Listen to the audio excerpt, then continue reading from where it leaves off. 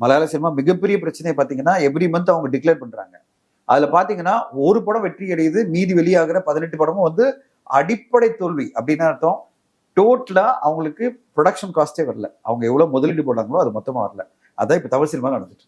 சரி, இப்போ மலையாள சினிமா சொன்னா மலையாளத்துல வந்து இப்போ நிறைய படைக்க சித்திரம் வந்தது, இப்போ பொன்மேன் வந்தது, இப்போ தொடரும் வந்து மிகப்பெரிய ரன்ல ஓடிட்டு இருக்கு. ஒரு மாசம் எத்தனை படம் வருது தெரியுமா? 24 படம் வருது மலையாளத்துல. ஒரு படம் பேசிட்டு இருக்கீங்க, மீதி 23 படத்தை பத்தி நீங்க பேசலையே. ஓகே, இப்போ தொடர்ன்றது ஒரு படம், 24 படத்துல அது ஒரு படம், மீதி 23 படம் என்னாச்சு? Wash out. எங்களுக்கு வந்து மாசம் மாசம் வந்து ரிப்போர்ட் வருது மலையாள சினிமால, அவங்க கலெக்ஷன் ரிப்போர்ட் அனுப்புறாங்க, திரையரங்கு எவ்வளவு வந்திருக்குன்னு.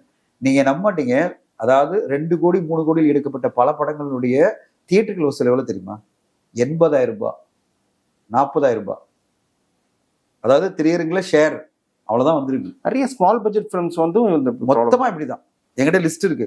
அதெல்லாம் பார்க்கும்போது நான் வந்து சுரேஷ்குமார் சார் இருக்காரு, யாருன்னு சுரேஷ் கேட்டீங்கன்னா நீங்க தெரியும், சுரேஷனுடைய அப்பா. அவர் வந்து நான் வந்து வேவ்ஸ் 2025 பாம்பே ஈவெண்ட்ல பார்க்கும்போது அவர் லிஸ்ட் அனுப்பிச்சு சொல்றாரு, மலையாள சினிமா என்ன கதியில இருக்குன்னா, நம்ம ஓடின படங்களை பத்தி எல்லாம் பேசுறீங்க, ஐயோ ஓடாத படம் மொத்தமா ஓடாம போயிருக்கு.